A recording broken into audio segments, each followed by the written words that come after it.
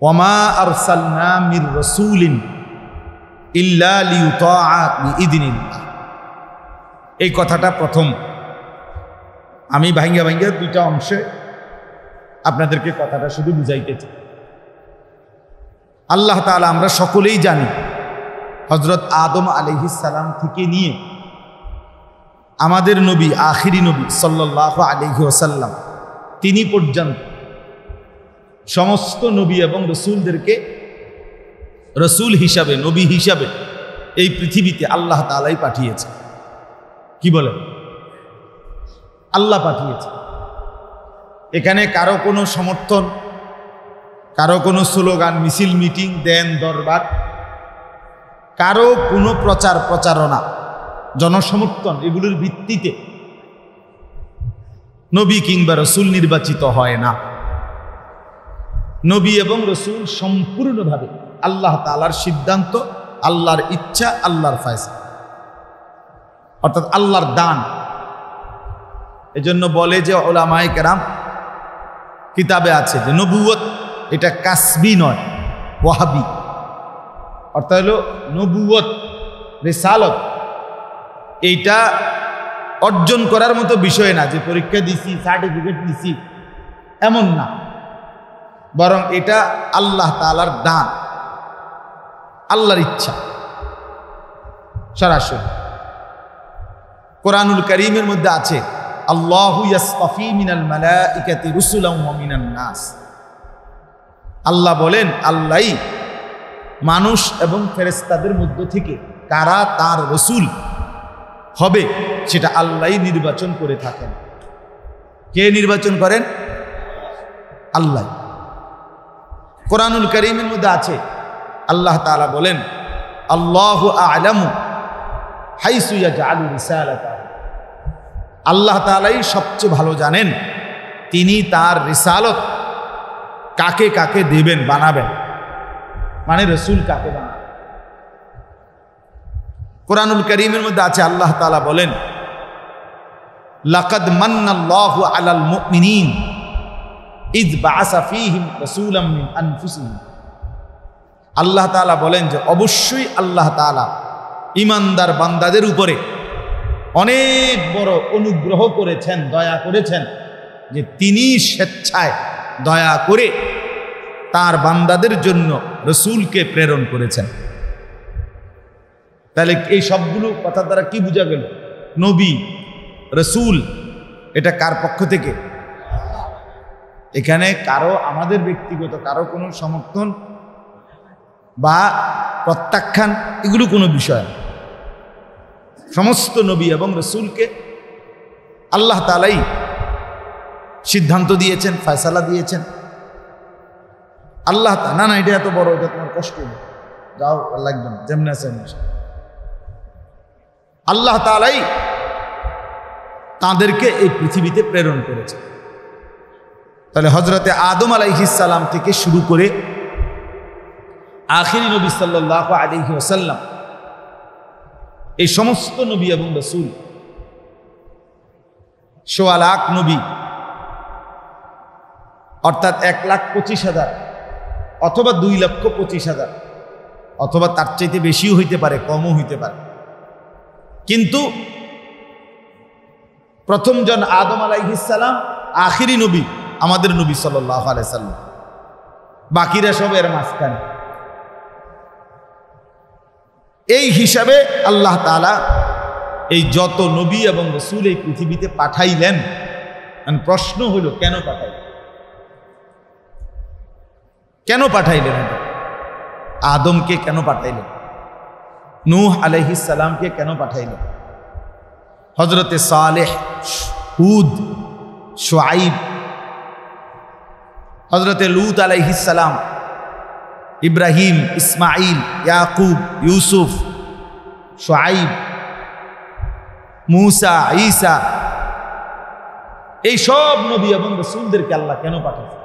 সবার নাম আমরা জানি না। কোরআনুল কারীমের মধ্যে সরাসরি ২৫ জন নবীর নাম আছে, বাকিদের নাম নাই। আল্লাহ তাআলা নিজেই বলছে হে আমার রসুল, আমি কিছু রসুল নবীর নাম আপনাকে শুনালাম, কিছু শুনাই নাই, সেটা আল্লাহর ইচ্ছা। তাহলে এই সমস্ত নবী এবং রসুলকে আল্লাহ তাআলা পাঠাইলেন। প্রশ্ন হলো কেন? কেন পাঠাইলেন? যেমন আমরা সবসময় ওয়াজের মধ্যে শুনি যে উলামায়ে কেরাম আপনাদের কাছে দিন রাত বেশিরভাগ একটা আয়াত শোনায় যে আল্লাহ তাআলা আমাদেরকে মানুষ বানাইছেন কেন? ওমা খালাকতুল জিন্না ওয়াল ইনসা ইল্লা লিয়াবুদুন। এটা আপনারা অহরহ শুনেন যে আল্লাহ বলছেন আমি মানুষ এবং জিন অন্য কোনো উদ্দেশ্যে বানাই নাই, বানিয়েছি শুধুই আমার ইবাদতের জন্য। তাহলে আমাদেরকে আল্লাহ বানাইলেন কেন? ইবাদত। তাহলে এটা যেমন একটা উত্তর হলো যে আমাদেরকে মানুষকে আল্লাহ তাআলা কেন বানাইলেন, তো উত্তর হলো লিয়াবুদুন, ইবাদতের জন্য। ঠিক এই প্রশ্নটাই যদি নবী এবং রসুলদের ব্যাপারেও আমরা করি যে আল্লাহ তাআলা আদম থেকে মুহাম্মদ সাল্লাল্লাহু আলাইহি ওয়াসাল্লাম এই নবী এবং রসুলদেরকে কেন পাঠাইলেন, তো উত্তর এটা আল্লাহ তাআলা এই আয়াতের মধ্যে দিয়েছে। এই 64 নম্বর আয়াত, এই আয়াতের মধ্যে আল্লাহ তাআলা এই উত্তরটা দিয়েছে যে আমি রসুল যতজন আদম থেকে আখিরি কেন পাঠাইছি। তো আল্লাহ তাআলা বলেন ওমা আরসালনা মির রাসূলিন, আমি যাকেই রসুল হিসাবে প্রেরণ করেছি, পাঠিয়েছি, তাকে আর কোনো উদ্দেশ্যে পাঠাই নাই, শুধু একটাই উদ্দেশ্য, ইল্লা লিয়ুতাআ, শুধু একটাই উদ্দেশ্য, আমার বান্দারা তাকে অনুসরণ করবে। কি করবে? এটাই বিইذনিল্লাহ, আল্লাহর হুকুমে। আল্লাহর হুকুমে ওই নবীকে, ওই রসুলকে তার কওম, তার সম্প্রদায়, তার জাতি, তার উম্মত অনুসরণ করবে। এই জন্যই আমি আল্লাহ তাআলা প্রত্যেক নবী এবং রসুলকে প্রেরণ করেছি। তাহলে দেখেন, আরবিতে আমরা মাদ্রাসায় পড়ছি নফি ইস্তিসনা, হসর বুঝায়, সীমাবদ্ধ বুঝায়, যে এটাই শুধু কথা। এখানে একটা শব্দ আছে ওয়ামা, মা। এই মা শব্দটার অর্থ না বোধক। আল্লাহ বলেন আমি একজনকেও রাসূল হিসাবে পাঠাই নাই অন্য উদ্দেশ্যে। ইল্লা, এই শব্দটা তো বুঝাইছেন যে শুধু একটাই উদ্দেশ্য, লিয়ুতাআ, আমার বান্দারা তাকে অনুসরণ করে। তাইলে রসুলের সাথে, নবীর সাথে আমাদের সম্পর্কের একটাই বন্ধন যে আমরা তাকে অনুসরণ করব। আমরা তাকে কি করব? ওই যে বললাম, যেমন আল্লাহ তাআলা বলছেন আমি মানুষকে অন্য কোনো উদ্দেশ্যে বানাই নাই, বানাইছি শুধু একটাই উদ্দেশ্যে, ইবাদত। শুধু একটাই উদ্দেশ্যে, কি? ইবাদত। অন্য কোনো উদ্দেশ্যে সে মানুষ না। সে যদি মানুষ হয় তো উদ্দেশ্য একটাই, কি করবে সে? বলে আমি এই জন্য সবসময় বলি, আমার বহু ওয়াজে আপনি শুনে দেখবেন, আমি সব সময় বলি যে নামাজ পড়ে না, যে সেজদা দেয় না, তে কোনো মানুষের। এই সমস্ত আপনাদের ঘর বাড়িতে যে সমস্ত ছেলে পেলে নামাজ পড়ে না, এই অপদার্থ, এটা প্লাস্টিকও না, মানুষও না, ফায়জামাও না, এটা কিচ্ছু না। এটা একটা জন্তু জানোয়ার ছাড়া আর কিচ্ছু, হাইওয়ান। এই জন্য এটার কোনো পূব নাই, পশ্চিম নাই, উত্তর নাই। হারাইয়া মুতলো লজ্জা নাই, বইয়া মুতলো শরম নাই। যখন যেরূপ মন চায়, কখনো মুইতা ফানি লয়, কখনো ফানি লয় না, কখনো টয়লেট পেপার ব্যবহার করে না। কেউ দেখলেও শরম লাগে না, কেউ না দেখলেও শরম লাগে না। মানুষে কিছু মনে করবো নি, কি তো মানুষে মনে করতে কি? মূল কারণ হলো বেনামাজ। নামাজ মানুষকে না পড়লে, সেজদা না দিলে মানুষ বেহায়া হয়, নির্লজ্জ হয়, একেবারে নিম্ন রুচি, নিকৃষ্ট রুচি হয়। তার ভিতরে তখন আর পাক, পবিত্র, পরিচ্ছন্নতা, পবিত্রতা, সৌন্দর্য থাকে না। পাগল যে প্রতিবন্ধী যে, সে পেশাব পায়খানাও অনেক সময় হাত দিয়ে নাড়ে, সে তো বুঝে না। আর এই অপদার্থ যে নামাজ পড়ে না, সেও পেশাব প্যান্টে লাগায়, লুঙ্গিত লাগায়, শরীরে লাগায়, এটা লইয়া এটা লইয়া ভাত খায়, বন খায়, চা খায়, ঘুম যায়। তাহলে বোঝা গেল তার প্রতিবন্ধী না? বলেন না কেন? প্রতিবন্ধী কিনা? প্রতিবন্ধী সে, তার মানসিক সমস্যা, পাগল, অসুস্থ মানুষ। এই জন্য এটা গুরুত্বপূর্ণ মনে হয়।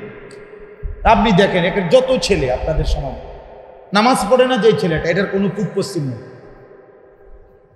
কি করে, কেন করে, কিছুই বলতে পারবে না। আপনি জিজ্ঞাসা করেন তার, কেন তুমি সেজদা করো না? কেন তুমি মুসলমানের বাচ্চা হওয়ার পরেও নামাজ পড়তে মন চায় না? এর একটা কারণ, একটা যৌক্তিক কারণ সে বলতে পারবে। কোনো কারণ, কোনো যুক্তি, কোনো যুক্তি। এমনিতে, তাহলে এমনিতে পড়ে না, নিজে নিজে হাঁটে, নিজে নিজে খায়, নিজে নিজে হাসে, যখন যা মন চায়। ঘুমাইতে লইছে তো আর হঠাৎ ওঠে না, আবার ঘুম যায় না তো আর ঘুম যায় না, মানে যেটা যখন মন চায়। মোবাইল, ছবি, টেলিভিশন, নাচ গান। ওই দিন আমার একজনে দেখাইলো, ইন্ডিয়ায় কোন জায়গায় যেন 7 জন এক ফ্যামিলি, এরা একটা সাগরের না জানি কিসের পানির ঢেউয়ের ওইখানের ভিতরে গিয়ে একটা ছবি উঠানোর লেগে, গ্রুপ ছবি উঠানোর জন্য গিয়া 7 জনেই কি হয়ে গেছে, মাইসা গেছে পুরা ফ্যামিলি। মানুষের ছবি তোলার নেশা কোথায় গিয়ে চিন্তা করছেন? আহা, কি অবুঝ মানুষ! পুরা ফ্যামিলির বাচ্চা সহ একটা বাচ্চারে কোলে নিয়ে রাখছে, এটারে ধরে রাখছে, দেখেও মায়া লাগছে। আহারে, 7 জন এক ফ্যামিলি, শুধু ওইখানে গেছে ছবি উঠানো লাগে, মানে একসাথে ছবি উঠাবে পানির মাঝখানে, আর এমন ঢেউ আসছে, এক ঢেউ উড়ে গেছে। এটা কোনো সুস্থ কথা হইল?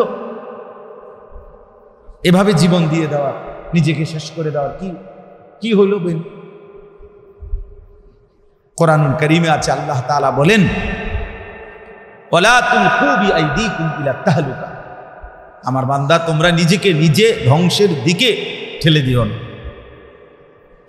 নিজেরে নিজে বরবাদ করে ফেলো না। সুস্থ স্বাভাবিক মানুষ নিজেকে নষ্ট করেন। কেউ নিজের হাত নিজের ছুরি দিয়া নিজের ইচ্ছায় স্বজ্ঞানে কাইটা ফেলেন। কেউ ইচ্ছা করে স্বজ্ঞানে স্বেচ্ছায় নিজেকে আগুনের মধ্যে ফেলে দেয়, যদি সে স্বাভাবিক। তাইলে গুনাহ, নাফরমানি, এ নামাজি জিন্দিগি, আল্লাহর নাফরমানি, এটা যে আমার আগুনে ফেলবে, এই কথা তো স্পষ্ট। এটা তো স্পষ্ট। এটা যে বোঝে না, এটা যে মানে না, এটা যে একবারও ভাবে না, সে তো সুস্থ না, স্বাভাবিক না, সে পাগল, সে মাতাল, সে প্রতিবন্ধী, অসুস্থ। এজন্য বললাম, আল্লাহ তাআলা বললেন, আমি মানুষকে বানাইছি আর কোনো উদ্দেশ্য না, শুধু একটাই উদ্দেশ্য, ইবাদত। শুধু একটাই উদ্দেশ্য, কি বলেন না? ইবাদত। যার মধ্যে ইবাদত নাই, এরকম মানুষ। আমি অনেক সময় উদাহরণ দিয়ে বলি, এই যে যেমন এইটা মাউথ, কথা বলার জন্য এটা দিছে মনে করেন, এখন এটা দিয়ে মনে করেন আওয়াজে বাইরে কথার কথা, বহুত লাড়ছে, সুইচ দিছে, কটর মটর করছে অনেকক্ষণ, ধরে নেন যে এটা দিয়ে কোনো আওয়াজ আসেই না। এখন যারা মাইকটা ভাড়া করছে, তারা আয়োজক, তারা জিদ উঠবো কিনা কেন? কথা বলেন না কেন? এই যে এটা একটু কটর মটর করেন, আমার তো স্যাত উঠছে না। এখন প্রথম দিয়ে দেখলেন আমার জিদ উঠবেন, আমি কইলাম না, তাহলে এখন রাগ উঠবে কিনা বলেন? রাগ উঠতে চেয়ে কি কইব হিতেরে মাইকলারে, যে তোর এটা মাইকো না, মাইকের জাতো না। ঠিক এইটার অর্থ এরকম, আল্লাহ বলেন আমি মানুষকে বানাইছি শুধু ইবাদতের জন্য, অতএব এইটাই যার দ্বারা হয় না, তুই মানুষও না, মানুষের জাত না। বুঝেন না কথা? তুই কোনো মানুষের জাতে না। এই জন্য ঠিক এখানেও আল্লাহ তাআলা বললেন, একই রকম বাক্য বর্ণনার ঢং। আল্লাহ বলেন কোন রাসূল একজনকেও আমি পাঠাই নাই অন্য কোনো উদ্দেশ্যে, পাঠিয়েছি শুধু একটাই উদ্দেশ্য, যে আমার বান্দা সেই নবীকে অনুসরণ করবে, আনুগত্য করবে, তার অনুসরণ। তাহলে এই কথাটাকে এবার ব্যাখ্যা করেন। কিভাবে ব্যাখ্যা করবেন? আমরা যার উম্মত তার সাথে এবার আমাদের সম্পর্ক মিলাবে। আমরা আখিরি নবী সাল্লাল্লাহু আলাইহি ওয়াসাল্লাম তার উম্মত, ঠিক না? অতএব এখন আমাদের জন্য আমরা এবার এই আয়াতের আলোকে স্পষ্ট, এখানে নফি ইস্তেসনার মাধ্যমে আল্লাহ বলছে, মানে এমনি বলে নাই স্বাভাবিক যে আমি রসুল পাঠিয়েছি আনুগত্যের জন্য, বাক্যটা এরকম না। অর্থ, বাক্যটার অর্থ হলো আমি রসুল অন্য কোনো উদ্দেশ্যেই পাঠাই নাই, পাঠিয়েছি শুধুই একটি উদ্দেশ্যে, আনুগত্যের জন্য। এইটা এমনি অর্থ। তাহলে এই কথাটা এইভাবে বললে এ কথা খুব বেশি প্রচন্ড তাকিদ বুঝাই কিনা বলেন?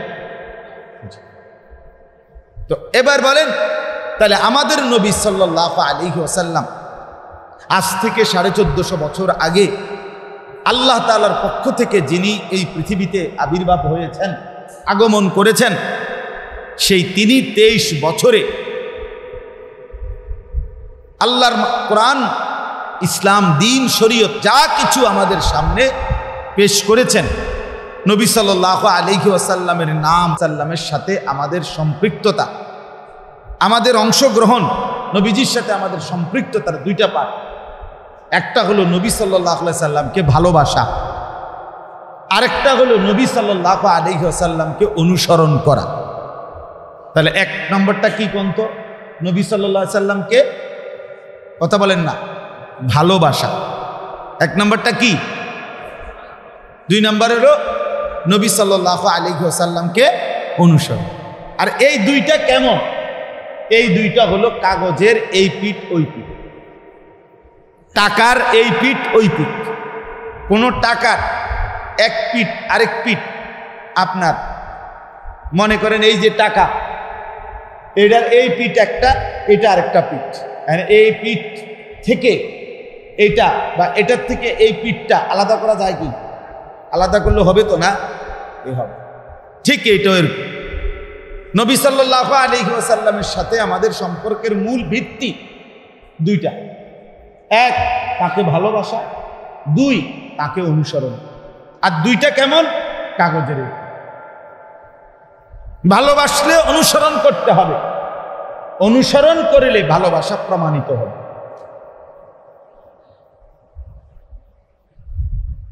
ভালোবাসলে কি করতে হবে? অনুসরণ করতে হবে। আর অনুসরণ করলে ভালোবাসা প্রমাণিত হবে, প্রমাণিত হবে। এটাই সহজ কথা। এই আয়াতের আল্লাহ তাআলা এটা বুঝাইছে। এখন দুইটাই আল্লাহ কোরআনে বলছে। যেমন কোরআনুল কারীমের মধ্যে আছে, আল্লাহ তাআলা সূরা তাওবার মধ্যে বলছেন যে তোমাদের বাবা মা, পূর্বপুরুষ, তোমাদের স্ত্রী সন্তান আদি, তোমাদের ভাই বোন, তোমাদের আত্মীয় স্বজন, তোমাদের জমানো সম্পদ, তোমাদের পছন্দের বাড়িঘর, তোমাদের উপার্জনের ব্যবসা চাকরি, এই সব কিছুর চাইতে যদি তোমাদের নিকটে 3 জিনিস মহব্বতের না হয়, অধিক প্রিয় না হয়, 1, আল্লাহর মহব্বত, 2, আমার রসুলের মহব্বত, 3, আমার রাস্তায় জীবন বিলিয়ে দেওয়া, জিহাদ ফি সাবিলিল্লাহ, জান বাজি রাখা, জীবন দেওয়ার মহব্বত, এই 3 জিনিস যদি এই পূর্বের ওইগুলোর থেকে অধিক প্রিয়, অধিক মহব্বতের না হয়, আল্লাহ কোরআনে বলছে ফাতারাব্বাসু হাত্তা ইয়াতি আল্লাহু বিআমরিহ, তাহলে সে পর্যন্ত অপেক্ষা করো, খুব দ্রুতই আযাব আসবে। এটা কোরআনের আয়াত। তাহলে কি বোঝা গেল? বোঝা গেল একথা স্পষ্ট যে আল্লাহর ভালোবাসা, মহব্বত, আহাব্বা ইলাইকুম মিনাল্লাহি ওয়া রাসূলিহি ওয়া জিহাদিন ফি সাবিল, আল্লাহর ভালোবাসা, রাসূলুল্লাহ সাল্লাল্লাহু আলাইহি সাল্লামের ভালোবাসা এবং আল্লাহর রাস্তায় জিহাদ এর প্রতি ভালোবাসা, এটা আমাদেরকে আযাব থেকে বাঁচায়। আর এটা যদি না থাকে অচিরেই আমাদের উপরে কি আসবে? আযাব আসবে। আল্লাহ বলছেন অপেক্ষা করো, আযাব আসবে।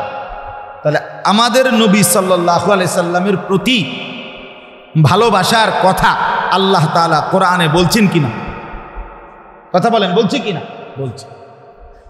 এবার দেখেন হাদিস, নবী সাল্লাল্লাহু আলাইহি সাল্লাম বলেন লা ইউমিনু আহাদুকুম হাত্তা আকুনা আহাব্বা ইলাইহি মিন ওয়ালিদিহি ওয়া ওয়ালাদিহি ওয়ান নাসি আজমাইন, তোমাদের কেউ পরিপূর্ণ ঈমানদার হতে পারবে না যতক্ষণ পর্যন্ত তার পিতা মাতা, সন্তানাদি, পরিবার পরিজন এবং সমস্ত মানুষের চাইতে আমি রাসূল সবচেয়ে মহব্বতের না হব, ততক্ষণ সে পরিপূর্ণ মুমিন হইতে পারবে না।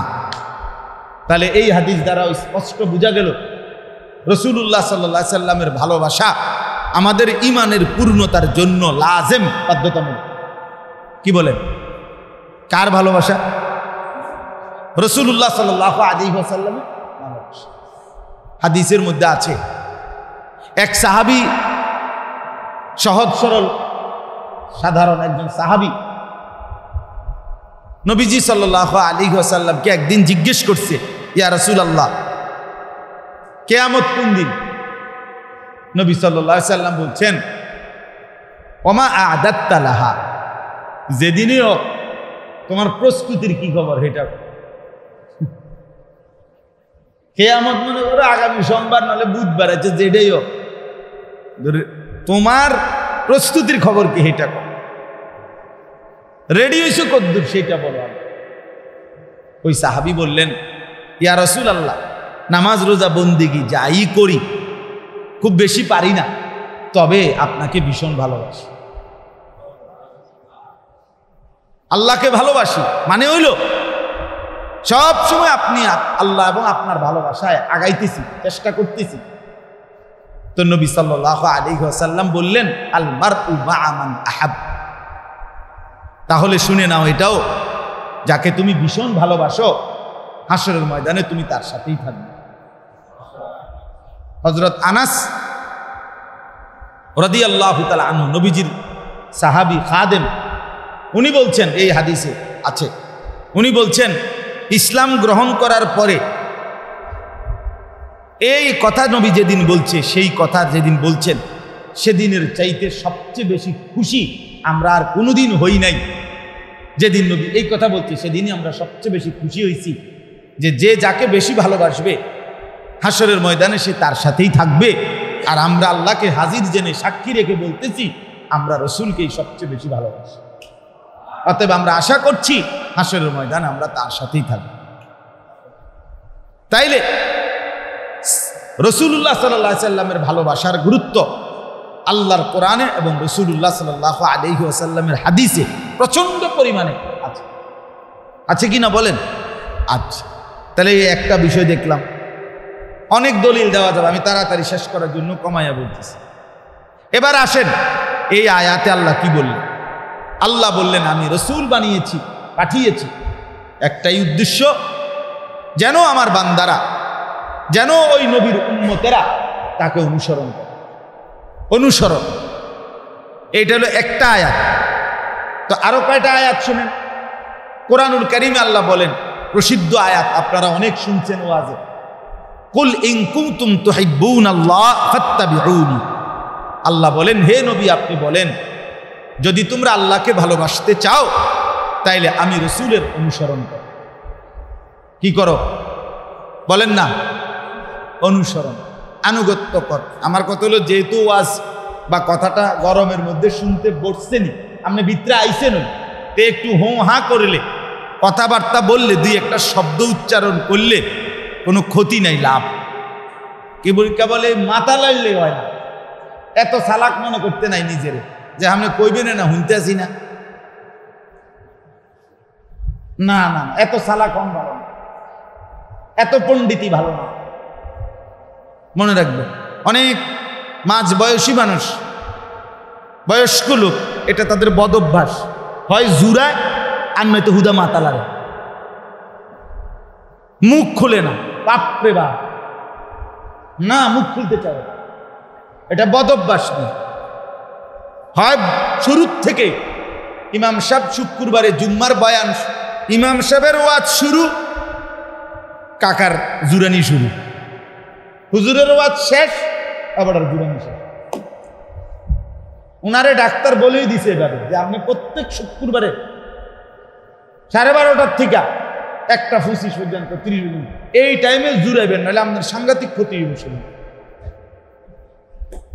উনি ডাক্তারের এই প্রেসক্রিপশন মাইনা সব মসজিদের ঢুকে বইয়ে বইয়ে জুড়া, এরপরে জিজ্ঞাসা করবেন যারা কি কইছে, আল্লাহ কইতে হুজুরে কইতে হুজুরে কি কইছে, এত তান্টু আইয়া ভাইতাম না ভাই, ও এই বয়সও আর নাই, তা আগের বয়সে যে আপনি কি চিরা চালাইছেন তাও তো জানি,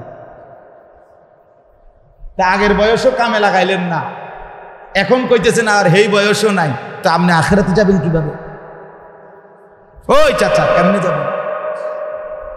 হ্যাঁ, আগের সময়টাও খামখেয়ালি করলেন, এখন শেষ বয়সে কিছুটা অবসর আছে, আগের মতো ব্যস্ততা নাই, এই সময়টাকেও কোনো কাজেই লাগান না।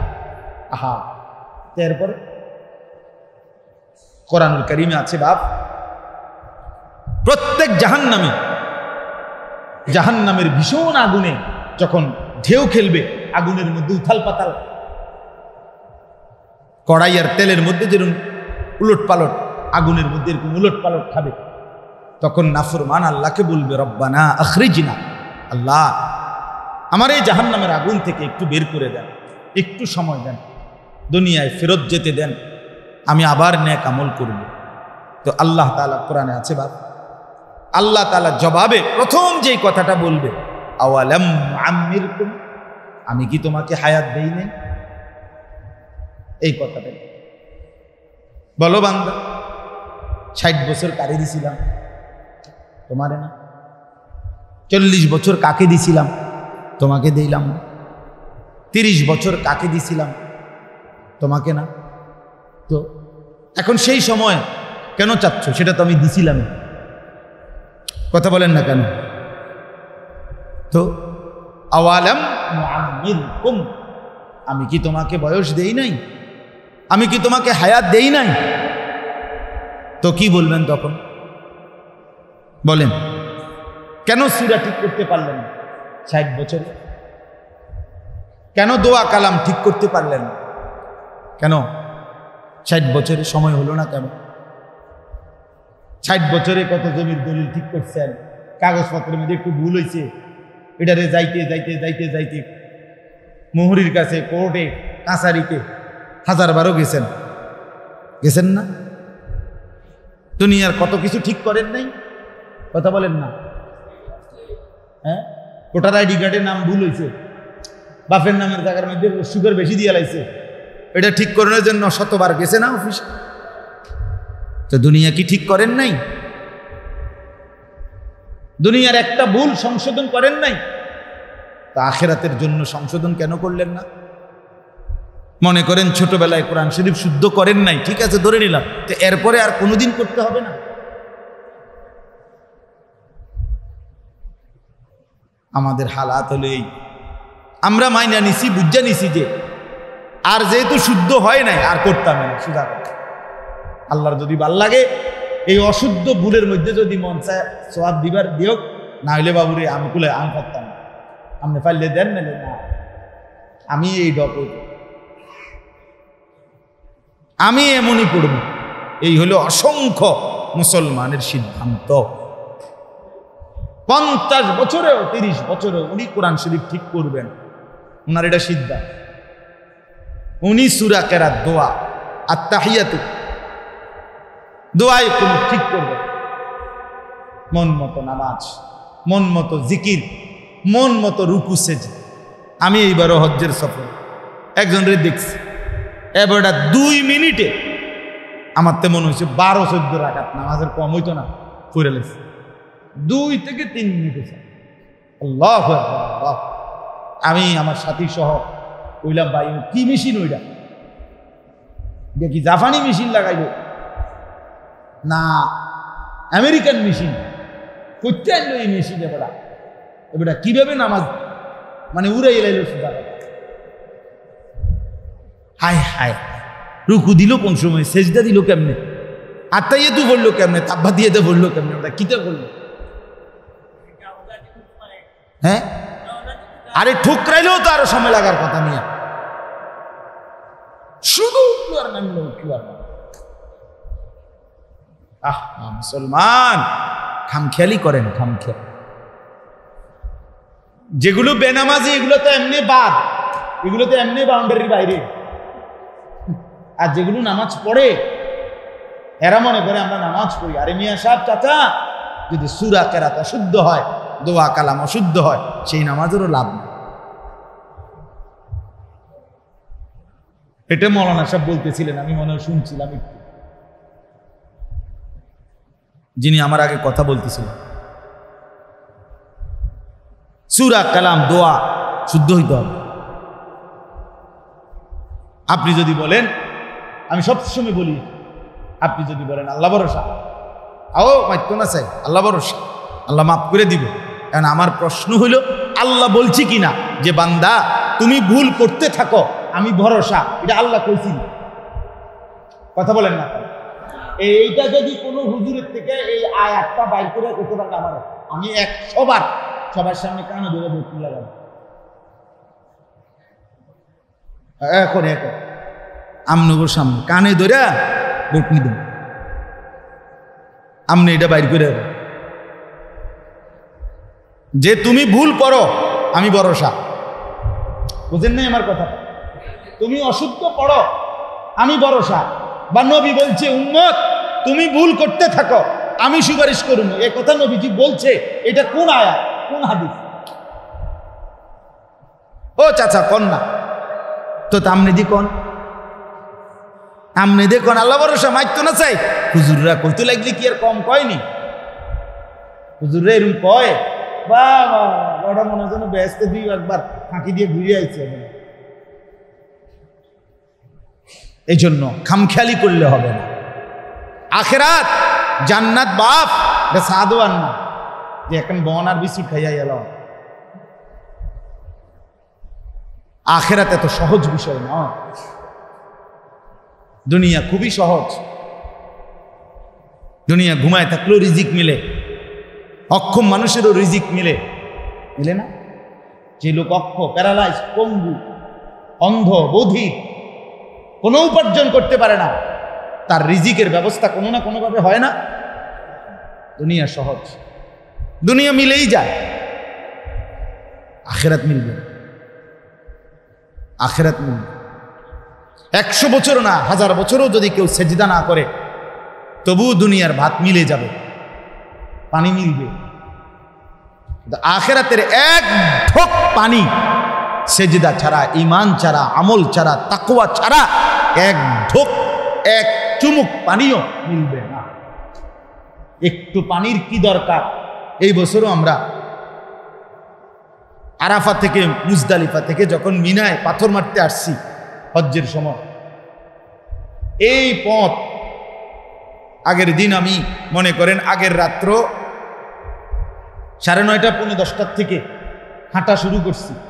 হাঁটতে হাঁটতে মুজদালিফা এসে হাঁটতে আইছি, আবার সকালবেলা হাইটা মিনায় গেছি পাথর মারতে, আবার হাইটা মক্কা শরীফ আসছি।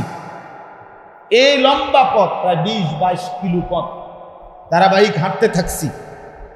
তখন এই একটা জায়গায় এখানে আইসা এই ভিড়ের কারণে হোক, যে কারণেই হোক, ওরা কোনো পানির ব্যবস্থাই রাখে না, পানিই দেয় না। সাইডে মাইডে কোনোখান দিয়ে পানি নাই। এবার মানে এক ফোঁটা পানির জন্য মনে হয়েছে যেন মানে চিৎকার করে মানে গড়াগড়ি খাই যে একটু পানি যদি মুখে দিতে পারতাম, এত গরম। এইবারে আমি তো আসছি গতকালকের আগের দিন, সোমবার দিন রাতে আসছি, মাগরিবের আগে, হজের থেকে। এই পরিমাণ গরম আরাফাতের ময়দানে, মানে গরম 52 বাংলাদেশে কত 33, 37, 38 হইল মানুষ পাগল হয়ে যায়। মানে 52, 53 তাপমাত্রা। মনে হয়েছে, আমি সেখানে বললাম যে মনে হয়েছে যেন আপনার ওই যে আমাগো দেশে মা চাষিরা আগের দিনে যে লাকড়ির চুলায় রাঁধত আগুনের, তো রান্নার মধ্যে চুলার মধ্যে তুষ এমনি এমনি ছিড়ে দেয় না আগুন আরো বাড়ার জন্য, তুষটি কোন আপনারা বুসি জাতীয় তুষ, ধান চুরেবের পরে তুষ যেটা, এটা এভাবে ছিটাই মানে না তো আগুন বাড়ে। মানে আমার কাছে মনে হয়েছে আরাফাতের ময়দানের গরম, তা বাহিরে দাঁড়াইয়া দোয়া করতে দাঁড়াইছিলাম, খালি মনে হয়েছে যে পায়ের মধ্যে ফেরেশতারা আর বা যেই হোক আগুন যেন এরকম তুষের মতো মারতেছে, এত গরম। কার্পেটের উপরে বাহিরে কার্পেট বিছায় রাখছে, এটার উপরে জুতা পিন্দা, এই জুতা সহ দাঁড়াইছি, তারপরও দাঁড়াইবার জন্য। এই 5-7 মিনিট পরে আবার তাবুত ঢুকে গেছে। মানে সম্ভব না যে এত গরম। হ্যাঁ, এক ফোঁটা পানি তখন কি পরিমাণ দরকার লাগছে। আর হাসরের ময়দানের গরম কেমন হবে। নওজোয়ান, হ্যাঁ, কি রঙ্গে এরম করো তোমরা, কইতার কে তোমরে বুঝাইলো যে বেডিটাই জীবন সব, মোবাইলের নর্তকী জীবনের সব, কে বুঝাইলো, কে কি? আহারে ছেলেরা রে, কে তা করে ধোকা দিল, কে তা করে বুঝাইলো? সারাদিন বেডি নারী, সারাদিন তার কলজার ভিতরে মোহর মারিয়া দিছে, তো তারে আল্লাহ বলায় দিছে, আখিরাত বলায় দিছে যে তোর কাম হইল তুই শুধু মোবাইল ডাকে, শুধু বেরিয়ে তোর ছবি দেখবি, নারীর ছবি, নাচ গান, জিনা বেবিচার, মানে তোর কামে এটা। তুই পৃথিবীতে আসছো তুই শুধু বেড়ি দেখবি, তোরে বানাইছে খোদা শুধু লজ্জাস্থানের চাহিদা, এটার জন্য তোরে বানাইছে। তুই আরবে যে বাকি চোখ, নাক, কান, হাত, এরই এমনি এমনি এমনি খাও, মূল বিষয় হলো শাহওয়া, লজ্জাস্থানের চাহিদা। এটার জন্যই সে 24 ঘন্টা, তারে যদি আপনি হাত খুললাম, একটা কাইটার হালায় রাখেন, এ মাইনা নিবে, তার মোবাইলটা তারে আলাদা রাখতে কন, তুই হার্ট ফেল করে আত্মহত্যা করে মরে যাবে। কিন্তু তারে যদি বলেন যে তার মোবাইল থাকবো, তবে তোর একটা হাত খুললাম, হয়তো খুললা নেই, আমি বাকি হাত আছে আরেকটা দিয়ে পিঠ।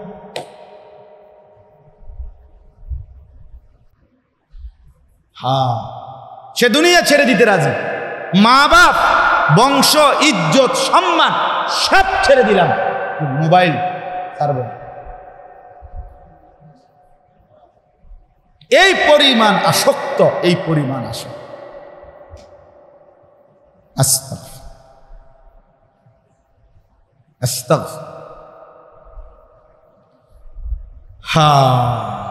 আল্লাহ আমার জাতিকে হেফাজত করেন। দোয়া করেন, দোয়া করা ছাড়া, চেষ্টা করা ছাড়া, বলা ছাড়া আর কি কর, কি কর। এই জন্য বললাম, আল্লাহ তাআলা বললেন যে তোমরা আমি আল্লাহকে ভালোবাসতে চাও, তো নবীকে বলছেন আপনি বলেন যে তোমরা আমার অনুসরণ করো, ইউহিব্বুকুমুল্লাহ, তাহলে আল্লাহ তোমাদেরকে ভালোবাসবেন, ওয়ায়াগফির লাকুম যুনুবাকুম, এবং তোমাদের সমস্ত গুনাহ মাফ করে দিবেন। তাহলে একদম স্পষ্ট, যে নবীকে অনুসরণ করবে, সুন্নাত মানবে, খোদার কসম আল্লাহ তাকে ভালোবাসবে আর তার সমস্ত গুনাহ মাফ হয়ে যাবে, মাগফিরাত হয়ে যাবে। আর মাগফিরাত ছাড়া জাহান্নাম থেকে বাঁচার সুযোগ নাই। মাগফিরাত ছাড়া জান্নাতে যাওয়ার সুযোগ নাই। গুনাহ মাফ না হইলে জাহান্নাম থেকে বাঁচবেন কেমনে? গুনাহ মাফ না হলে জান্নাতে যাবেন কেমনে? তাহলে নবী সাল্লাল্লাহু আলাইহি সাল্লামের অনুসরণের মধ্যে জাহান্নাম থেকে মুক্তি, জান্নাত প্রাপ্তি। বুঝেন নাই? জাহান্নাম থেকে মুক্তি আর জান্নাত কি? প্রাপ্তি। প্রাপ্তি কোরআনুল কারীমের মধ্যে আছে, আল্লাহ তাআলা বলেন, লাকাদ কানা লাকুম ফি রাসূলিল্লাহি উসওয়াতুন হাসানাহ, নিশ্চয়ই আমার রাসূলের মধ্যে তোমাদের জন্য রয়েছে সর্বোত্তম, সবচেয়ে সুন্দর, সবচেয়ে অত্যাধুনিক, সবচেয়ে চমৎকার আদর্শ। আল্লাহ বলেন, সেই আদর্শ কারা খুঁজবে? নবীজির থেকে জীবন গঠন করবে কারা? লিমান কানা ইয়ারজুল্লাহ, যারা আল্লাহকে পেতে চায়, ওয়াল ইয়াউমাল আখিরা, যারা আখিরাতকে পেতে চায়, ওয়া যাকারাল্লাহ কাসীরা, এবং যারা আল্লাহকে বেশি বেশি জিকির করতে চায়, স্মরণ করতে চায়। তাহলে মূলত আসলে এ কথার দ্বারা স্পষ্ট হলো, যাদের দিলে আখিরাত আছে, পরকাল আছে, যাদের ভিতরে জাহান্নামের ভয় আছে, জান্নাতের আশা আছে, ফুলসিরাত থেকে বাঁচতে চায়, মিজানের পাল্লায় নেকি ভারী করতে চায়, খোদার কসম তারাই নবীজির সুন্নত, নবীজির অনুসরণ তালাশ করে। আল্লাহ বলছে, দুনিয়া লাভ প্রাপ্তির জন্য রাসূলুল্লাহ সাল্লাল্লাহু আলাইহি সাল্লামের ভালোবাসা নয়, আখিরাতের জন্য। আর আখিরাতের জন্য হইলে আল্লাহ স্পষ্ট বলছে, সে নবীজির মধ্যে নিজের আদর্শ খুঁজে পাবে, অনুসরণ করবে, আনুগত্য করবে। অতএব এই আয়াতের অর্থ আপনি বুঝবেন। আমি আরো আয়াত আছে কোরআনের, ভরপুর আয়াত, আমি শুধু এটুকু বলে কি বুঝাইতে চাইলাম, যে কোরআনুল কারীমে আল্লাহ তাআলা নবীজি সাল্লাল্লাহু আলাইহি সাল্লামের ভালোবাসা এটা যেমন বলছেন, তার অনুসরণ, আনুগত্য, এটার কথাও স্পষ্ট বলেছেন। এখন দুইটাকে আপনার দায়িত্ব কি একত্র করা না আলাদা করা? কথাটা আমার বুঝছেন কিনা? সহজ হিসাব এইটাই আমি বলতে চাইছিলাম, যে কাগজের এই পিঠ ওই পিঠ, এই পিঠে যদি লেখা থাকে ভালোবাসা, তো ওই পিঠে লেখা আছে অনুসরণ। ওই পিঠে যদি লেখা থাকে অনুসরণ, তো এই পিঠে লেখা আছে কি? ভালোবাসা। ভালোবাসলে অনুসরণ করতে হয়, অনুসরণ করলে ভালোবাসা প্রমাণিত হয়। যে কাউকে ভালোবাসে না, সে তাকে অনুসরণ করে না, আর যে কাউকে অনুসরণ করে, সে তাকে ভালোবাসে, এ কথা চিৎকার করে বলতে হয় না, এমনি বুঝা, এমনি বুঝা। এই জন্য আল্লাহ তাআলা এখানে বললেন, ওমা আরসালনা মির রাসূলিন, আমি একজন রাসূলও পাঠাই নাই অন্য কোনো উদ্দেশ্যে, ইল্লা লিয়ুতাআ বিইذনিল্লাহ, পাঠাইছি একটাই উদ্দেশ্য, আমার হুকুমে আমার বান্দারা সেই রাসূলের অনুসরণ করবে। এখন আজকে এই আয়াতের প্রথম কথা আপনাদের কাছে আবারও বলতেছি, মনে করাইলাম, আপনারা প্রত্যেকেই আরেকবার হিসাব করেন, আপনাদের আমাদের জীবনে রাসূলুল্লাহ সাল্লাল্লাহু আলাইহি সাল্লামের অনুসরণ কার করবে, আর যার জেদ্দুর এর থেকে বাড়াইবেন কিনা, নাকি যে যেমনি আছে এমনিতেই স্থির হয়ে আছেন, আমনি ফয়সালা। আর হলো কসম খোদার, এটা মনে রাখতে হবে, নবী সাল্লাল্লাহু আলাইহি সাল্লামের ভালোবাসা আর অনুসরণ আলাদা করার সুযোগ নাই। মনে রাখবেন, যারাই আলাদা করছে, মানে সুন্নত, অনুসরণ, এইটা যাদের তোয়াক্কা করে না, আমি শুধু ভালোবাসার বুলি আওড়ায়, এরা দুনিয়ার জন্য এই ভালোবাসার বুলি আওড়ায়। দুনিয়া দুনিয়া দুনিয়া দুনিয়া, খানা খানা, পেট ভরা। আব্দুল বাতান পেটের গোলাম, পেটের গোলাম, কথা বুঝছে? হ্যাঁ, এটাই কথা। নয়তো রাসূলুল্লাহ সাল্লাল্লাহু আলাইহি সাল্লামের ভালোবাসা মানেই তাকে অনুসরণ করা, নবীজিকে অনুসরণ করা মানেই নবীকে ভালোবাসা। ভালোবাসা এই জন্য দাড়ি, টুপি, মিসওয়াক, এরপরে সব বিষয়ে রাসূলুল্লাহর সুন্নাত, মসজিদে ঢুকতে বের হইতে, বাথরুমে ঢুকতে বের হইতে, খাবারের শুরুতে খাবারের শেষে, ঘুমের শুরুতে ঘুমের শেষে, ঘরে পরিবারে স্ত্রী সন্তান, আয় রোজগার, হালাল হারাম, দিন শরীয়ত, সর্বকিছুতে নবীজি যেটা বলছেন এটা মেনে নেওয়া, এটা গ্রহণ করা, এটার মতো নিজেকে সাজাইবার চেষ্টা করা, এটাই ভালোবাসা, এটাই অনুসরণ, এটাই জান্নাত, এটাই মাগফিরাত, এটাই জাহান্নাম থেকে মুক্তি, এটাই আল্লাহর ভালোবাসা, এটাই আখিরাত। অতএব সিদ্ধান্ত নেন, ফয়সালা নেন। আমিও আপনিও, আমারও কমতি আপনারও কমতি, আমারও চেষ্টা আরো বাড়ানো, আপনারও চেষ্টা করা উচিত আরো বাড়ানো।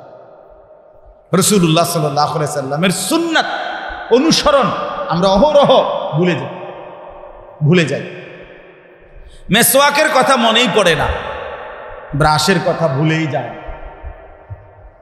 ব্রাশ আর টুথপেস্ট মিস যায় না, মেসওয়াক চিনি, মেসওয়াক চিনি।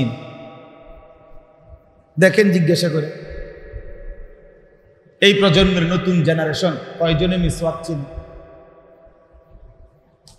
মাঝবয়সী মুরব্বী নবীর নামে এসকে দেখাইয়া আল্লাহর রহমতে কত বিরিয়ানি, কত খিচুড়ি, কত জিলাপি পর্যন্ত খাইল। জিজ্ঞাসা করেন না কাকা খানা খাইছেন এই পর্যন্ত যে পরিমাণ? নবীজির নামে, মহব্বতের নামে মিসওয়াক করছেন কয়বার? কৌতবাজি বালা, আসলে বুঝি তো আলাপ, সিহন আলাপ করে, আলাপের ডং কি বুঝেন না? মস্কারি করে, হ্যাঁ মস্কারি করে, বুঝেন না?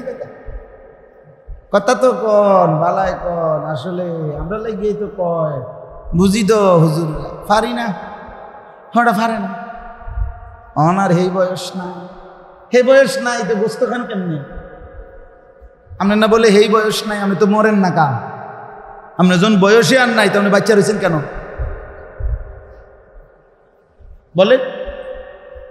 আপনি যে খানা বন্ধ করেন না, কই গোস্ত, মাছ, চাল, ডাল, আপেল, মালটা, কোনটা খানা বন্ধ করে দিছেন?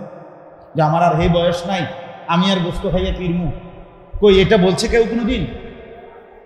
দুনিয়া ভোগ করতে তো একটু ছাড়লেন না, আখেরাতের কথা বললেই এই সমস্ত বেরাইম্না কথা, জিমাইন্না কথা, এগুলো হাসরের ময়দানে বললে টিকবে তো? তো আল্লাহ আমাদেরকে বুঝ দান করেন, ফিকির করেন, ফিকির করেন, ফিকির করেন। ছেলে কেন নামাজ পড়বে না? নবী কি নামাজের কথা বলেন নাই? স্ত্রী কেন পর্দা করবে না? নবী সাল্লাল্লাহু আলাইহি সাল্লাম কি পর্দার কথা বলেন নাই? কথা বলেন না কেন? হালাল হারাম বাইসা চলবেন না কেন? নবীজি হালাল হারামের কথা বলেন নাই? বিড়ি সিগারেট কেন খাবেন? বিড়ি সিগারেটের দুর্গন্ধ নবীজি কি অপছন্দ করেন নাই? কথা বলেন না কেন? কথায় কথায় গালিগালাজ কেন দিবেন? রাসূলুল্লাহ সাল্লাল্লাহু আলাইহি সাল্লাম গালি দিতে নিষেধ করেন নাই? চা দোকানে কেন টেলিভিশন দেখবেন? নবী সাল্লাল্লাহু আলাইহি সাল্লাম নাচ গান এটা কি হারাম ঘোষণা করে নাই? তো কত বছর পরে মনে হলো, কত বছর পরে রাসূলুল্লাহ সাল্লাল্লাহু আলাইহি সাল্লামের ভালোবাসা অনুসরণের মাধ্যমে প্রমাণ করবে? বলে সব কি পারমুনি, তো এই জন্য সব ছেড়ে দিবেন? আরবিতে একটা কায়দা আছে, মা লা ইউদরিকু কুল্লু লা ইয়াতরুকু কুল্লু, যে জিনিস সবটা অর্জন করা যাবে না তাই বলে সবটা ছেড়েও দেওয়া যাবে। আপনি একটাই করেন, আপনি আগান না, আরেকটা আগান, আরেকটা আগান, কথা বুঝেন নাই? আপনি যে একেবারে স্টিল হয়ে গেছেন এক অবস্থা।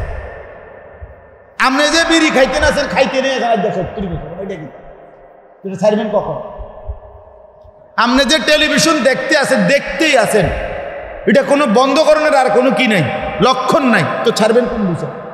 কিও আপনি যে কথায় কথায় গালি দেন, আগ করলে গালি দেন, আপনার এই অসভ্য বদভ্যাস, এটা দিয়ে আপনি সারণের কোনো লক্ষণ নেই। আপনার যে ডকে এটা কথা কইলে গাইলেন, এটা কি বলেন? এটা কি? আপনার ঘরে তো প্রত্যেক দিন টেলিভিশন চলে, তো এটা বন্ধ হবে কোন দিন? হায় হায় মুসলমান, ধোঁকা খাবেন না। আল্লাহ স্পষ্ট বলছেন, আমি কিন্তু অনুসরণের জন্য রাসূল পাঠাইছি, তাবিজের লাগিয়া না।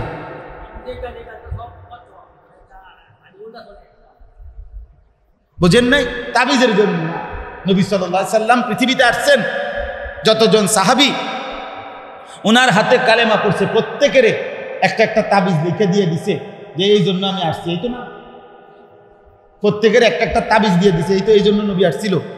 প্রত্যেকের এক গ্লাস পানি ফু দিয়ে দিছে, এবারে তোমার কি ব্যবসা দোকান জেনে আছে এনে ছিটাই দিবা, বেচা কিনা কাস্টমার, এই জন্য আসছিলেন।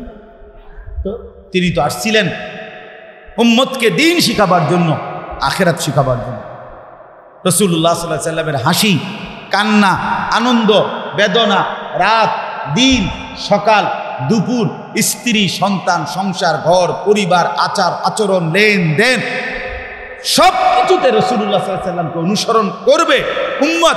এই জন্য আল্লাহ তাআলা তাকে 23 বছরে পুরা দিন ওনার মাধ্যমে নমুনা দেখাইয়া এরপরে আল্লাহ তাআলা তার কাছে নিয়ে। এই জন্য আজকে আপনাদের কাছে এই এক কথাই বললাম, দয়া করে মেহেরবানি করে খামখেয়ালি করেন না। একজনও যদি শুনেন, একজনও যদি বুঝেন, আপনি একটু আগান। আপনি ডাইনে বামে চাইয়া পারতেন না,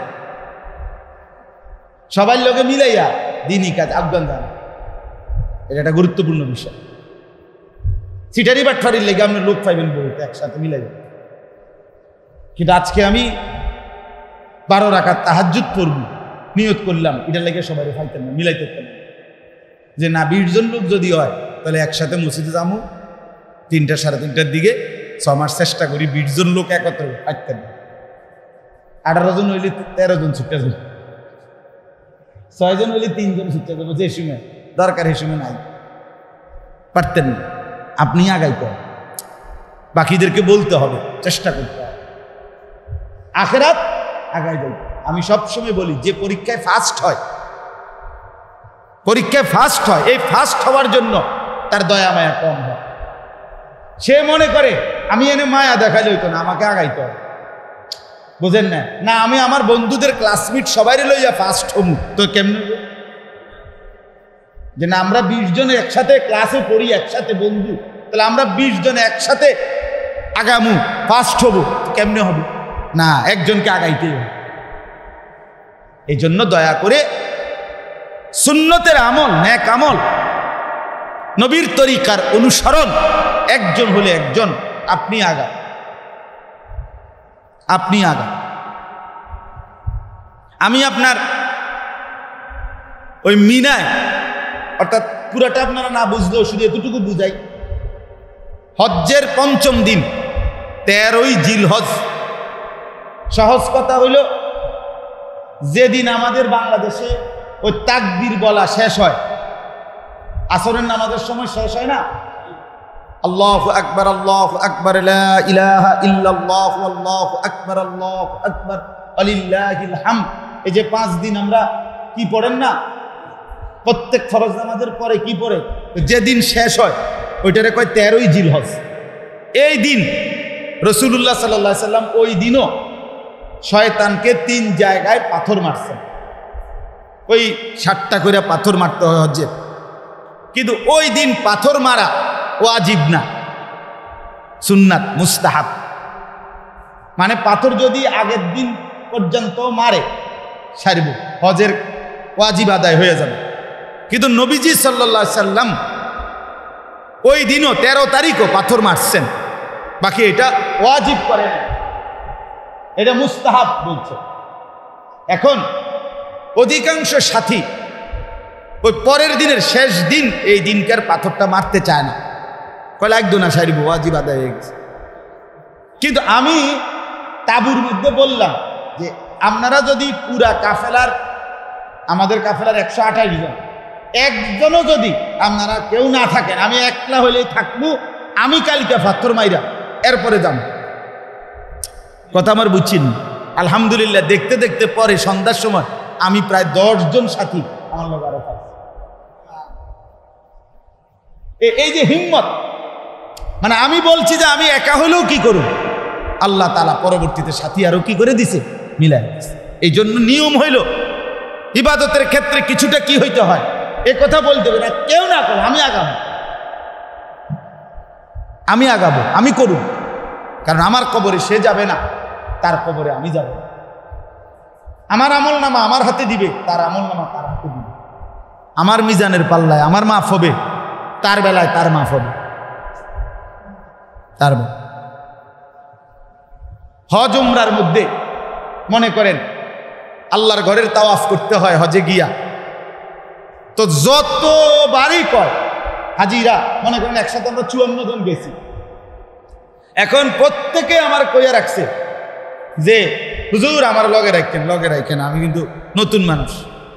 আমি বলছি লগে থাকেন, কিন্তু আমি বারবার বলছি শুরুতে আগে দিয়েই, দেখেন ওইখানে প্রথম রাউন্ডে প্রথম চক্কর ঘুরানোর টাইমে দেখবেন আপনি সিটটা দিতে গেছে পাইতেন না, এনে ধাক্কার লগে থাকে না, একসাথে পারা যায় না। এই জন্য এখানেই বুঝালো না আগে কি করতে হইবে, যাতে করে ছুটে গেলে আলাদা হয়ে গেলে কমপক্ষে কামটা কি করতে পারেন, শেষ করতে পারেন। কথাটা বুঝছেন না? আপনারা আমি হারাই এলাইছি, এখন আপনি আমারে কই পাইবেন, আমি আপনারে কই পাবেন, এটা তো সম্ভব না। তখন আপনি আগেই বুঝছেন, জেনে নেন। আমি দেখা গেছে 30-40 জন লইয়া নামছি তাওয়াফ করমু, প্রথম চক্করের পরে শেষ চক্কর পর্যন্ত গিয়ে আমার সাথে আর 2 জন পাইছি, বাইরে নাম নাই, মানে উড়ে গেছেন, আসে এনেই আসে, বাকি আমার থেকে ছুটে গেছে, কি করার আছে? তাহলে দুনিয়ার যদি হালাত এমন হয়, আখেরাত আপনারা আখেরাতের ময়দান, হাসনের ময়দানে আপনার গ্রামের সবাই এক লগে খারাপ নাকি? এটা আপনার গ্রামের মাঠ, আপনার বাজারের মসজিদ এটা। এই জন্য দয়া করে প্রত্যেকে ইনশাআল্লাহ এই কথাটা দিল দিয়ে বুঝেন, অনুভব করেন যে আল্লাহ তাআলা রসুলকে পাঠিয়েছেন অনুসরণের জন্য। একটু একটু করে আগা, একজনকেই বললাম, 2 জনকেই বললাম, একটু একটু করে আগা। রাসূলুল্লাহ সাল্লাল্লাহু আলাইহি সাল্লামের সুন্নাতের অনুসরণ করে এই কমপক্ষে মনে করেন মেসওয়াক এটাই শুরু করে। নবী সাল্লাল্লাহু আলাইহি ওয়াসাল্লাম যেদিন ইন্তেকাল করে, পৃথিবী থেকে বিদায় নেয়, মালাকুল মউত আজরাইল যেদিন জান কবজ করবে, কসম আল্লাহর, সেদিনও নবীজির হাতে মেসওয়াক ছিল। নবীজির শেষ আমল কি? মেসওয়াক। জানেন এটা? কথা বোঝেন নাই আমার? আখিরি নবীর শেষ আমল কি? শেষ আমল। মেসওয়াকের 70টা পুরস্কার, 69টা পুরস্কার আল্লাহ তাআলা হাসরের ময়দানে দিবে, আর একটা পুরস্কার দুনিয়াতে দিবে। সেই পুরস্কারটা কি?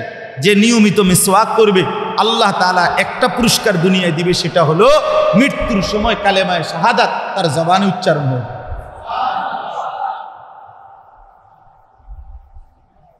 কত বড় সুযোগ, কত বড় সৌভাগ্য! আল্লাহ আমাদেরকে তৌফিক দান করেন। আমরা বললাম, আমরা চেষ্টা করলাম, আমরা আমাদের আবেগ দিয়ে বললাম, আপনারা ফিকির করেন, আন্তরিকতার সাথেই রাসূলুল্লাহ সাল্লাল্লাহু আলাইহি সাল্লামের অনুসরণ, এটার মাধ্যমে মহব্বত প্রমাণিত করে।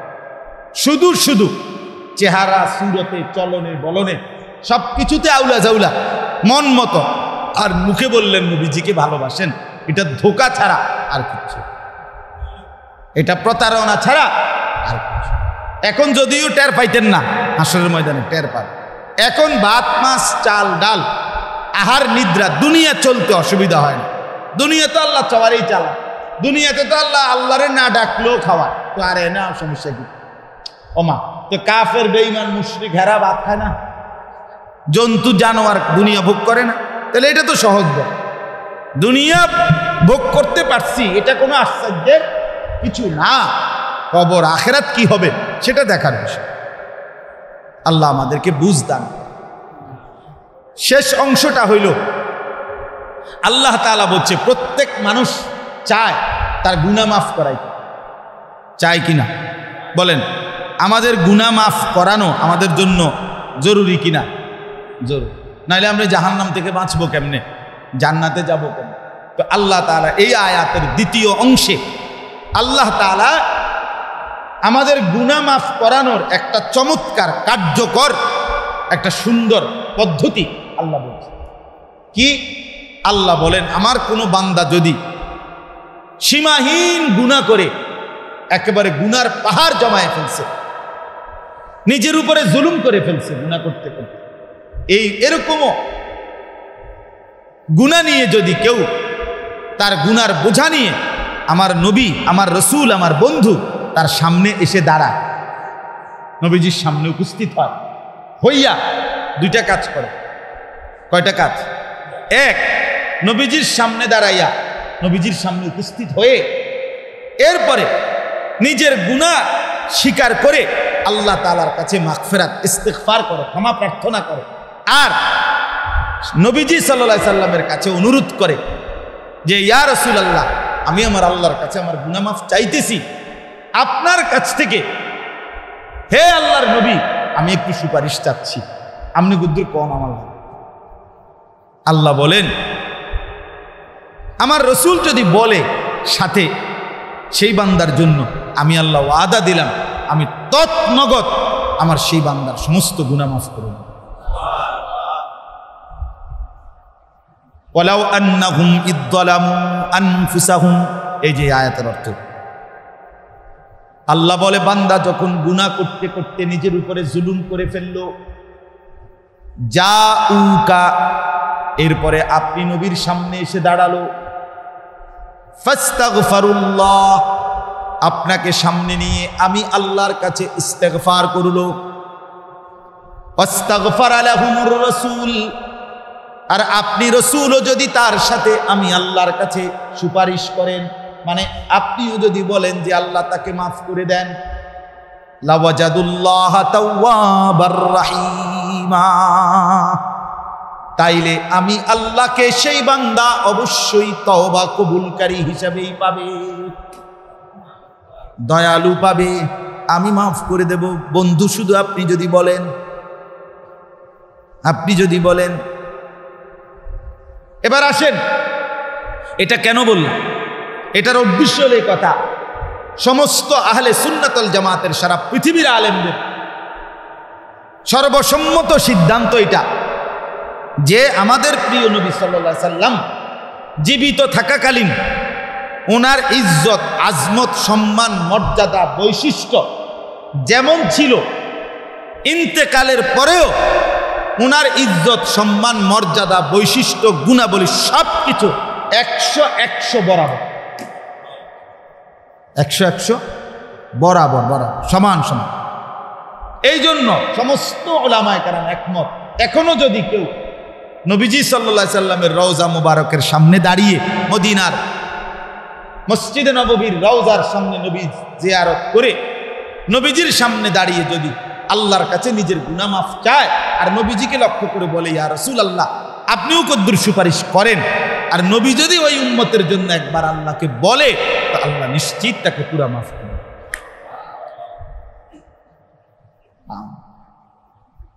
এই জন্য কেন যাবেন মদিনা, কেন যাবেন মক্কা? নিজের গুনাহ মাফ, নিজের গুনাহ মাফ। এই জন্য আমার দ্বিতীয় শেষ কথা হলো, এক নম্বর কথা হলো রাসূলুল্লাহ সাল্লাল্লাহু আলাইহি সাল্লামের অনুসরণের মাধ্যমে ভালোবাসা প্রমাণিত করবেন, এই আয়াতের মাধ্যমে বললাম। দ্বিতীয় হলো মক্কা মদিনার সফর, হজ উমরার সফর, নবী সাল্লাল্লাহু আলাইহি সাল্লামের রওজা মুবারকের সামনে দাঁড়িয়ে আকাঙ্ক্ষা, এইটা দিলের মধ্যে সর্বোচ্চ চেষ্টা করে একজন মুসলমান মুমিন হিসাবে আপনার আমার প্রত্যেকের দিলের মধ্যে আন্তরিকতার সাথে চেষ্টা করা, আগ্রহ করা, মহব্বত করা, প্রস্তুতি নেওয়া উচিত উচিত। আমাদের মধ্যে অসংখ্য মুসলমানের হজ ফরজ, একেবারে স্বাভাবিকভাবে 6-7 লাখ টাকা ব্যবস্থা করা, ওনার যে পরিমাণ জমি আছে, ওনার যে পরিমাণ ব্যবসা বাজার আছে, ওনার যে পরিমাণ সন্তানাদির আয় আছে, এইটুকুর থেকে যে কোনো এক সাইড দিয়া মিলাইলেই, উনি একটু চেষ্টা করলেই ওনার 6-7 লাখ টাকার ব্যবস্থা হওয়া কোনো কঠিন কিচ্ছু না। আল্লাহর ঘরের হজ্জে যাইতে পারে, কিন্তু শুধুমাত্র খামখেয়ালি করে, শুধু দুনিয়ার লোভে এখনো ফোলা বিয়া করান বাকি, এখনো মাইয়া বিয়া দন বাকি, এখনো 3টা ফুট বিদেশ পাঠানো বাকি, এখনো বাইক বিল্ডিং করা বাকি। এই লোভে, এই জমি বাড়ি বিয়া বিদেশ এটির লোভে পইরা, সম্পদের লোভে পইরা এই মানুষটা আল্লাহর ঘর জিয়ারত করে না, রাসূলের রওজায় যায়। হ্যাঁ, অথচ হাদিসে আছে নবী সাল্লাল্লাহু আলাইহি সাল্লাম বলছেন, যে ব্যক্তি হজ ফরজ হওয়ার পরেও হজ করলো না, মারা গেল, নবীজি বললেন এই নাফরমান হয় ইহুদি হয়ে মরলো নয় খ্রিস্টান হয়ে মরল। একেবারে স্পষ্ট সহিহ হাদিস। তার মৃত্যু বেঈমানের মৃত্যু, সরাসরি হাদিস। আমনে আমার কথা বিশ্বাস না হলে আমনকে এলাকার হুজুর বুঝি যায়, কথা বুঝছেন কিনা বলে। এই জন্য আমরা প্রত্যেকে ইনশাআল্লাহ মক্কা মদিনার জিয়ারত, আল্লাহর ঘর রাসূলের রওজা পাকের জিয়ারত চেষ্টা করব, ঠিক আছে না ইনশাআল্লাহ। আর সব ক্ষেত্রে নিজের ওযু গোসল, নামাজ রোজা, চাল চলন, উঠা বসা, ঘর সংসার, হাসি কান্না, টয়লেট বাথরুম, আহার নিদ্রা, লেনদেন, আয় উপার্জন, সর্ব বিষয়ে আল্লাহ নবী সাল্লাল্লাহু আলাইহি ওয়াসাল্লামের অনুসরণ, সুন্নাতের ইত্তেবা করার চেষ্টা করব। আল্লাহ আমাদেরকে তৌফিক দান করেন। যে কয়জন নওজোয়ান ছেলে আছে তোমাদেরকে বলি, এই 10 জন হোক আর 20 জন হোক, তোমরাও ভাই নিজের উপরে দয়া করো, রহম করো, নিজের বিবেক দিয়ে নিজেকে নিয়ে ভাবো যে তুমি মানুষের বাচ্চা, তুমি মুসলমানের বাচ্চা, তুমি কেন সেজদা করো না, নামাজ পড়ো না, আর জীবনটা শুধুই কেবল মোবাইল, নারী, ছবি এটার উপরে উৎসর্গ করে দিও। শেষ পর্যন্ত কিচ্ছু মিলবে না, বেডিও মিলতো না, শরীরও মিলতো না, মিলতো না। দেখবা যে এই অসৎ চরিত্রের যে সমস্ত ছেলে, এগুলা পরে যে সমস্ত বউ হিসাবে যে বেডিরে পায়, এ বেডি 13 নম্বর, বুঝলেন না? হ্যাঁ হ্যাঁ, কোন সম্ভব। তুই বেটা দুশ্চরিত্র, তুই বালা ভাইবি করতে পারবি। আল্লাহর কোরআনের ওয়াদা মিথ্যা হবে না। আল্লাহ কোরআনে বলছে যে খবিস তার বউ মিলবে খবিস, একবারে সরাসরি কোরআনের আয়াত। চরিত্রহীন খবিস, এটার স্ত্রী হবে খবিস। আল খাবিসাতু লিল খাবিসিন ওয়াল খাবিসুনা লিল খাবিসাত। চরিত্রহীন খবিস পুরুষ, স্ত্রী খবিস। স্ত্রী চরিত্রহীন নারী খবিস, তার স্বামী মিলবে খবিস। খবিস আল্লাহ বলছে। এই জন্য শেষ পর্যন্ত কামের কাম কিচ্ছু হইতো না, আখেরাত তো হারাইলই, দুনিয়াও বালাবেডি তার নেই। হ্যাঁ, এই মোবাইল, এই নারীর ছবি শেষ পর্যন্ত তারে ধ্বংস কইরা, দুনিয়া আখেরাত বরবাদ কইরা, ফসাইয়া গলাইয়া শেষ করে। আল্লাহ আমাদেরকে মাফ করে দেন। আল্লাহ তাআলা আমাদের প্রত্যেকের জিন্দেগি সুন্দর করে দেন, ঈমান আমল আখিরাতের ফিকির দান করেন। আজকের এই মজলিস আল্লাহ কবুল করেন, মাদ্রাসায় আল্লাহ বরকত দেন, মসজিদে বরকত দেন। আলহামদুলিল্লাহ। আল্লাহুম্মা আনতাস সালাম মিনকাস সালাম তাবারাকতা ইয়া যাল জালালি ওয়াল ইকরাম ইয়া আরহামার রাহিমিন ইয়া আরহামার রাহিমিন ইয়া আরহামার রাহিমিন। ربنا ظلمنا أنفسنا وإن لم تغفر لنا وترحمنا لنكونن من الخاسرين. ربنا آتنا في الدنيا حسنة وفي الآخرة حسنة وقنا عذاب النار. مولاي كريم अपनी माफ করে দেন, रब करीम अपनी माफ করে দেন, মেহেরবান মওলা আপনি মাফ করে দেন, পেছনের জিন্দেগির গুনাহ মাফ করে দেন, সামনের জীবন ঈমান আমল দ্বারা ভরপুর করে দেন। আল্লাহ গুনাহ থেকে বাঁচবার হিম্মত দান করেন, নেক আমলের তৌফিক দান করেন, প্রিয় নবী সাল্লাল্লাহু আলাইহি ওয়াসাল্লামের মহব্বত দান করেন, তার সুন্নাতের অনুসরণ ইত্তেবা করার তৌফিক দান করেন। আল্লাহ জীবনটা নবীজির অনুসরণের মাধ্যমে সাজিয়ে তুলবার তৌফিক দান করেন। আল্লাহ সুন্নাতের খেলাফ জিন্দেগি থেকে বাঁচবার মতো তৌফিক দান করেন। আল্লাহ আমাদের প্রত্যেকের জীবন সুন্দর করে দেন, আখলাক সুন্দর করে দেন, নওজোয়ান ছেলেদেরকে উত্তম আখলাক দান করেন, 5 ওয়াক্ত নামাজ পড়ার তৌফিক দান করেন। মুরব্বী বাবা চাচাদেরকে আল্লাহ আরো বেশি নেক আমলের তৌফিক দান করেন। পর্দার আড়ালের মা বোনদেরকে পর্দা পুশিদা দান করেন। সমস্ত কবরবাসীদেরকে মাফ করে দেন। কিয়ামত পর্যন্ত কবরের আযাব মাফ করে দেন। আল্লাহ এই মাদ্রাসা মসজিদ আপনি কবুল করে নেন। আল্লাহ এই মাদ্রাসা মসজিদ আপনি কবুল করে নেন। এলাকাবাসীকে আপনি কবুল করে নেন। এই মসজিদের ইমাম, খতিব, মুয়াজ্জিন, কমিটি, মুসল্লি সকলকে আল্লাহ আপনি উত্তম বিনিময় দান করেন। আল্লাহ আমাদের মধ্যে যারা অসুস্থ বিমারি শিফা করে দেন। কামাই রুজিতে হালাল বরকত দান করেন। প্রবাসী যারা আল্লাহ তাদেরকে সহি সালামতে নিরাপদে রাখেন। আল্লাহ আমাদের প্রত্যেককে আপনার ঘর জিয়ারতের তৌফিক দান করেন। মদিনার বন্ধুর রওজার জিয়ারত নসিব করেন। আল্লাহ সবুজ গম্বুজ দেখবার সুযোগ করে দেন। কালো গিলাফ দেখবার সুযোগ দিয়েন। আল্লাহ একজনকে মাহরুম করবেন না। আল্লাহ আমাদের প্রত্যেককে মাফ করে দেন। আমাদের প্রত্যেককে মাফ করে দেন। রব্বির হামহুমা কামা রব্বায়ানি সগীরা। সুবহানা রাব্বিকা রব্বিল ইজ্জাতি আম্মা ইয়াসিফুন ওয়া সালামুন আলাল মুরসালিন ওয়ালহামদুলিল্লাহ।